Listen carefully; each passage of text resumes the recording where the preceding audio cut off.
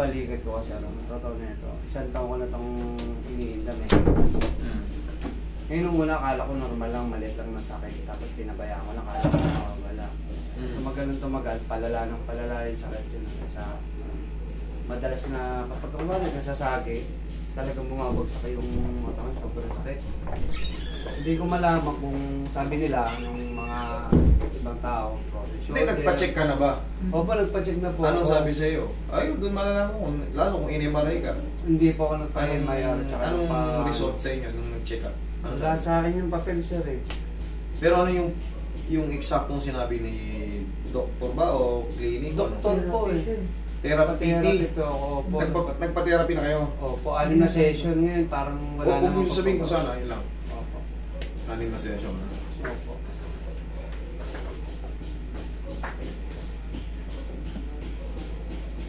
Puso ko konti sige na, sir. Nagpa-therapy ka na 6 na session. Oh, sige lang. Medyo lumalaban na agad sa gitna. Oh. Wala pa sa halos sa ano. Kailangan makagitna man lang eh. Kaso, wala pa sa gitna oh. Sir, ang tawag dito sir sa'yo is adhesive capsulitis. Yun po yung ano. Yan yun, adhesive capsulitis. Totoo nga naman. Kahit 6 na session, hindi uubra. Kung ang ginagawa ay practice lang. Parang kuryente. Hindi talaga yung 6 na ano. Pero yan sir, hindi pa yan naangat kasi yan yung pinaka-worst, yun yung tinatawag na adhesive capsulitis. Yan yung pinaka-super close yung tinatawag. Ano?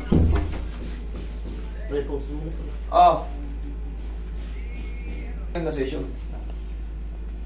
Tuturuan kita ng stretching, pero kung ayaw mong mag-workout, dalhin mo lang sa akin.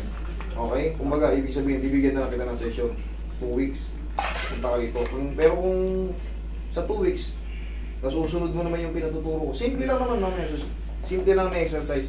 Para, ginagano ko kasi para makatipid din kayo kasi pagpabalik-balik kayo rito, gastos na kagad yun. Okay? Turo ko na kayo sa inyo yung stretching.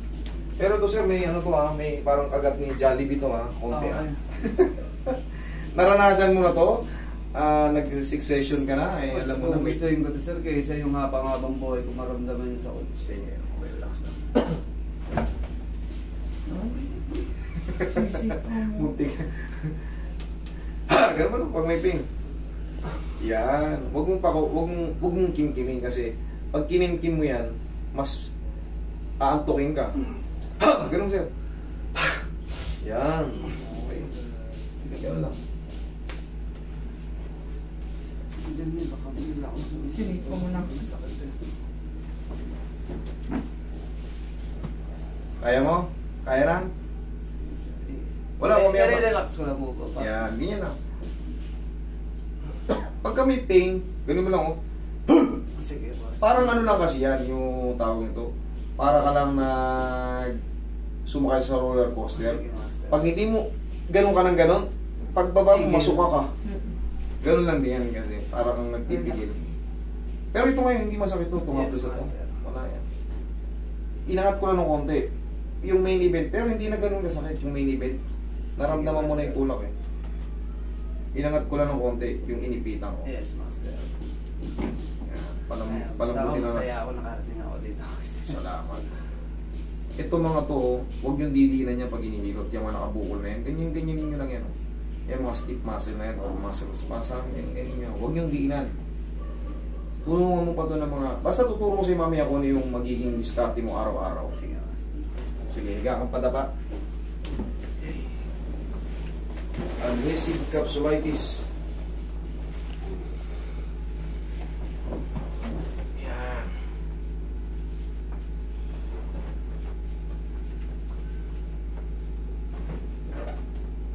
Relax na. Thank you. Isa yun sa magandang pagkatumunog yan. Malaking bagay yun.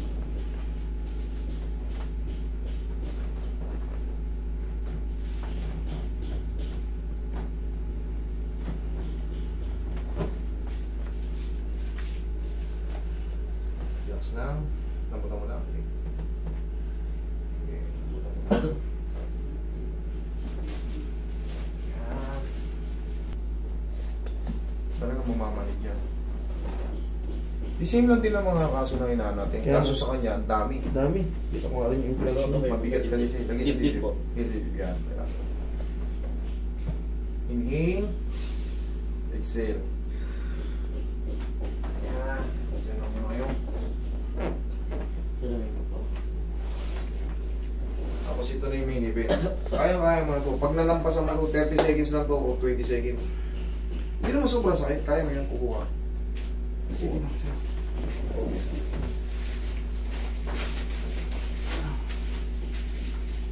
49 years old pala. Sige, dagdag ako eh. Huwag mo nang labanan na. Ako lang naman. Yan, alam mo naman. Yan, thank you. Thank you. Ganon lang. Sigaw mo lang. Yan. Tapos mamaya, pag, yan, bilang ka lang ng mga 30 seconds, yung nararamdaman mo sakit ngayon, mag-aano yan, kumbaga, mawawala. Hindi siya dire-diretsong masakit. Yun ang pinagkaiba nung napilay ka ngayon, mamaya, pasakit ng pasakit. Nga. Okay ka lang? Okay. Tanggalin ko na lang kaya ito damit, Hindi, master. ganito lang ako.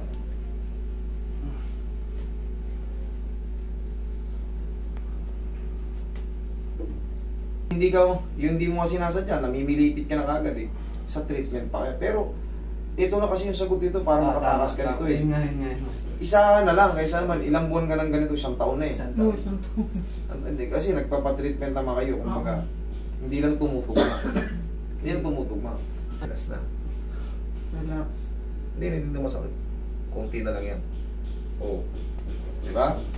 Ayan eh. Ngayon tapos ganituin mo lang. Palagi mo lang gaganyanin. Yan. Ito lang yung stretching niya. Okay lang, sir? Okay lang. Yan ang palagi pagising sa umaga. Ganyan. Kahit lakasan mo pa yan eh. Lakasan mo. Ngayon, pagka straight ka lang, kahit tabigin ka na ngayon yan. Di ba pag natabig ka ng ganyan, Yung pag ganun, galing pag ganun. higa mo. Higa mo. Ipitin mo. Di ba hindi ka rin makaganyan? Higa mo paipit. Tingnan mo. Ay, parang kumikirot siya sa loob, sir.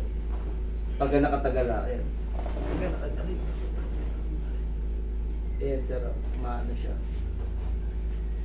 Kaya naman. Hindi. Siguro kung pagka matagal, masakit, pero pansamantala kaya. Okay, upo ka. Anong sa tingin mo nagbago? Nawala na din yung ano. Yung napagka. Yung Eto, malapit na to. Oh. Ito nagbago. Kanina, pag ginanyan mo, wala. lumulundag siya agad eh. Lumalaban na kagad. O yan oh. Kahit pa paano. naman. Taas na. Ang nataas na. Kanina, pag ginanyan ko, Lumaan na. mga tsumpaan niya eh. Oh. Ayan o, kita mo. Oo nga. Sir, oo nga no. Ganito ang exercise niya, sir ha. Tandaan mo lang ito palagi. Kasi hindi ko yan talaga pinagwersa kasi mararapture yung mga tendon yan pag puinersa yan. Kaya ang sa akin, unti-untiin nyo lang. Yan, ganyan. Sige, lakasan mo. Yan. Araw-araw siya. O, tapos pa kabila. Sa ganyan din Tapos, 2, 3. Konti na nga lang eh. Oh. Konti na lang pag tinutulungan eh. Kaysa naman kanina. Oo, yung kanina pag angat ko, wala ano. Ayun, naano ko na. O, kita mo? Sige sir, yun lang ha. Tapos yun na yung pinaka-maintenance nyo. Okay? Thank you. Babalik.